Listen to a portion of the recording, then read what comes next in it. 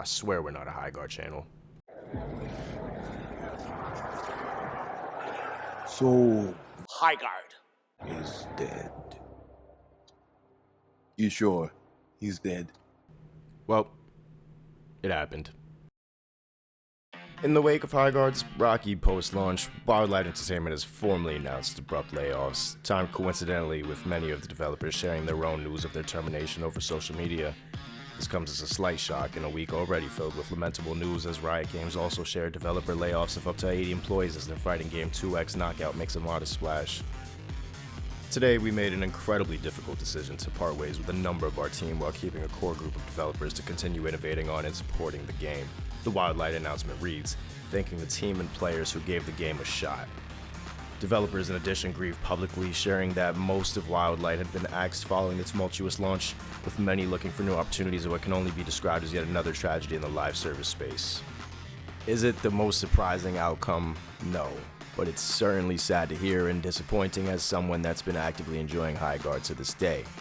To no further surprise, the internet is already calling for time of death, and I'd be remiss not to admit that it might not be too far off. With a substantial downsize in staffing, over 60% of Wildlight has been cut in a matter of 2 weeks from launch. This phrasing of a core group of developers left to continue innovating on and supporting the game does not inspire the most confidence. And upon further digging, these do seem to be pretty crucial roles. Game designers, senior character designers, narrative directors, and writers. I'm not exactly sure how you keep the bakery open without the bakers, but it seems like the pie has just been left to sit.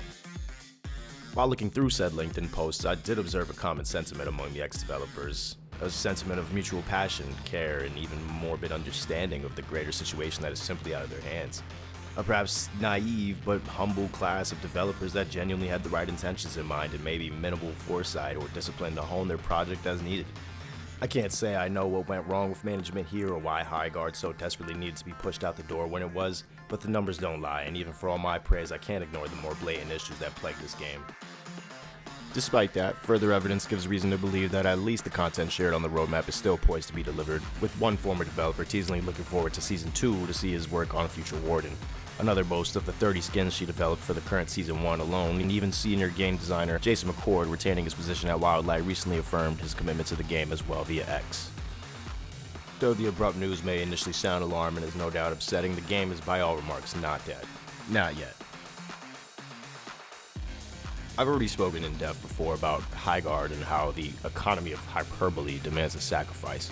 Though what was once just a catchy title almost prophetically came to be decisively true at both Wildlight and even Riot Games. It is true that Highguard does leave a lot to be desired, particularly in performance and basic quality of life features such as account progression. It is also true that it's increasingly popular to hate everything from the minute to the massive, as again evidenced even as recently by the latest PlayStation State of Play, where I watched in real time a disconcerted YouTube chat execute judgment after judgment on each game reveal, bemoaning the lack of great original games at the sight of Kenna 2 while asking, where are the original single-player games at the sight of a new live service co-op shooter? Though I do know better than to believe all of gaming is a monolith, I feel like I'm going crazy here as it's increasingly hard to believe people actually know what they want out of this industry anymore. Chatters lose their mind at the God of War trilogy remake, and while that certainly makes for a high point in an otherwise middling state of play, I'm again affirmed in my belief that nobody actually craves anything new. Remakes, sequels, and the latest season of your favorite mainstream live service game are all that can be permitted in an industry that refuses to evolve. Is this the end of Highguard? Not quite yet, but the writing is more like vandalism on the wall. From total PR disaster at the Game Awards, to the bumpy rollout, to steep layoffs only a week after their first major update, this does not boost morale in an already dwindling player base. Last week's Warden update, as well as Ranked Edition, resulted in recurring spikes in the highs of 9K, only to dip again following a very active week of major updates from Big Gas, Apex Legends, Overwatch, and Marvel Rivals. The fact remains that the live service space is as cutthroat as ever, with game studios seemingly launching games with minimal to no room for failure in an increasingly competitive genre. To be frank, and you could call this next bit copium or whatever, but looking at raw numbers, it just doesn't seem like Highguard is a game that requires 100 plus developers on payroll to manage right now. Unfortunate it may be to say, and its already niche central game mode, as much as I like it, is painfully among the least casual friendly FPS modes in recent memory. If the result is a barely sustainable player base under 10k on one platform, then sacrifices might need to be made to keep the lights on. It's the same thing with Riot Games and 2x Knockout, unfortunately. Highguard, for all its legitimate flaws, to me is actually pretty good and very fun. And even now, I certainly still recommend giving it a try if you haven't while you can. And while it's a number of problems I could talk about that ultimately lead to this unfortunate streak of news, I don't think the situation is entirely unsalvageable either. The game just received its 4th post-launch update in the 3 weeks it's been out, ensuring critical performance fixes as well as a decent number of quality of life changes to the actual flow of gameplay, such as relegating higher tier loot to the same lane as the shield breaker and ending raids after one successful plant to better facilitate comebacks. Overall, not necessarily things I had issues with about the game, but definitely solid gameplay updates that regardless improve the pace of the game that many others may have had issues with. Whether Highguard can survive or not, I can't tell you, but I do think this core team is keenly aware of the optics of the situation and are doing everything they can to deliver to their players and resolve some of the game's larger standing issues in the meantime. A common comparison in these situations is the infamous No Man's Sky, often heralded as the benchmark for comebacks in the gaming industry. It's true the once pariah now sits in near cult classic status in 2026, but that's not accounting for the millions of copies sold on release, the wealth of resources Hello Games sat on in the time they bunkered down to improve their game, and the sheer passion, dedication, and determination such a Herculean task requires. No Man's Sky is a phenomenal game today, and its story is absolutely legendary, but it's easy to forget it's more of an outlier than a success story. The antithetical Concord, where by all indications you should close shop and call it quits, but absolutely refuse to, likely to the detriment of your health, sanity, and finances. Even looking back at PlayStation's involvement with No Man's Sky's failed launch as a major marketing partner to what would go on to happen with Concord, the common thread here is gross managerial oversight and rushed timelines. Personally, I just think we really need to get out of the habit of rooting for another No Man's Sky, because the fact is, No Man's Sky has never really stopped happening. They just haven't been able to recreate the part where they salvage everything and turn it around. And the closest actual comparison I can think of more recently is like Cyberpunk 2077, which launched to near catastrophic criticism and was fully delisted from the PlayStation Store in the time it took to debug the launch version of the game, which again could only even be afforded thanks to CD Projekt Red's immense wealth backed by the super successful Witcher 3. Do the remaining team at Wildlight have what it takes? Should we, as the players, even support a studio that discards their creators the moment their salaries are no longer viable? As much as I enjoy Highguard, I have to wonder how could this have been pushed out the door in this manner. It's one thing to see Concord, which I've already talked about briefly before, introduce that Big Sony pulled the plug prematurely ahead of downward trending player count and lukewarm reception, eventually leading to the shuttering of a studio altogether. Highguard, conversely, is not at that milestone yet, and though developers losing their jobs is never a good thing, it's a sign at least of a shift in priorities as upper management pivots to heavy maintenance. By all indications, the content pipeline should at least continue into Episode 3, judging by the state of a near-complete 3 leaked Wardens, though the remaining roadmap to follow seems hopeful at best. It's easy to look at the bigger picture and see what went wrong so fast with Highguard.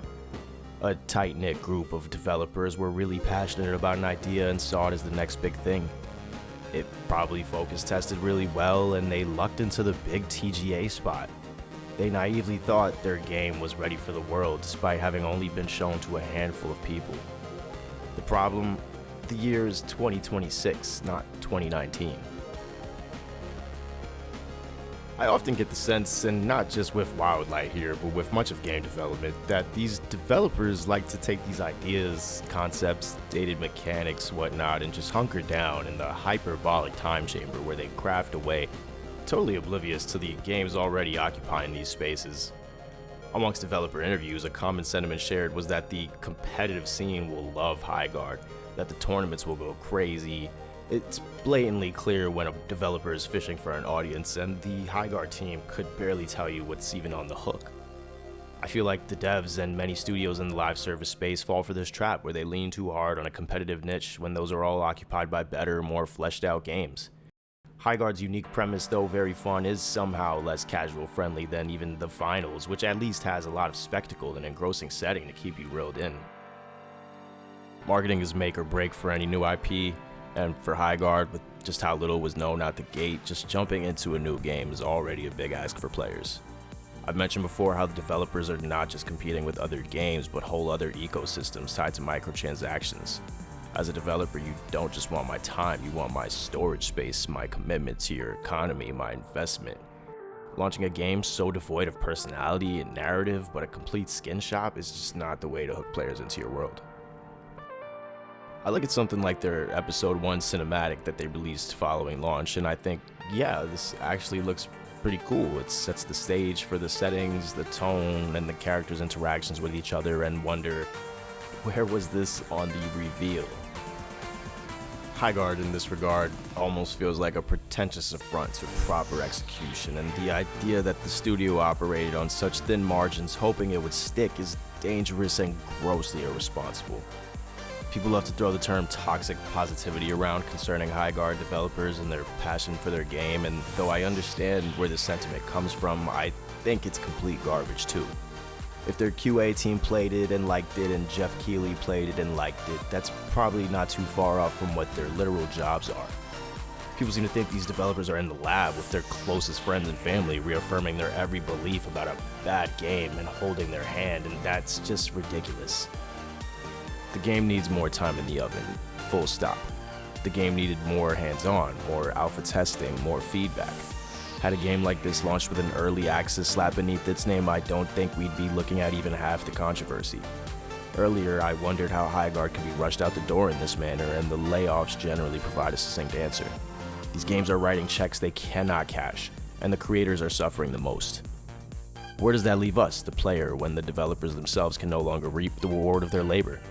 Do we continue to support because we enjoy the product and want to see it improve? Does the game eventually teeter out as its hemorrhaging reputation fails to coagulate? As blame over the discourse shifts from developer to creator to consumer, those responsible for selling developers a dream likely avoid accountability altogether, and everyone else is left feeling more frustrated and disinterested than ever.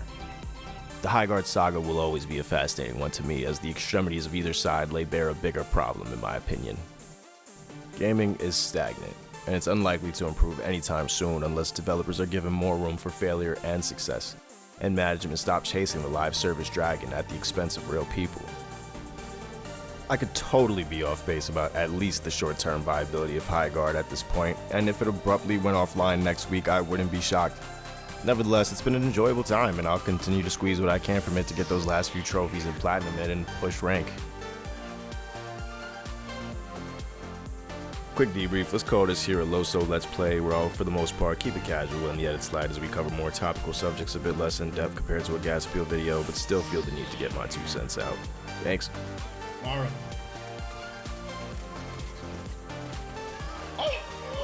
Anyway, that's all. Take it easy now.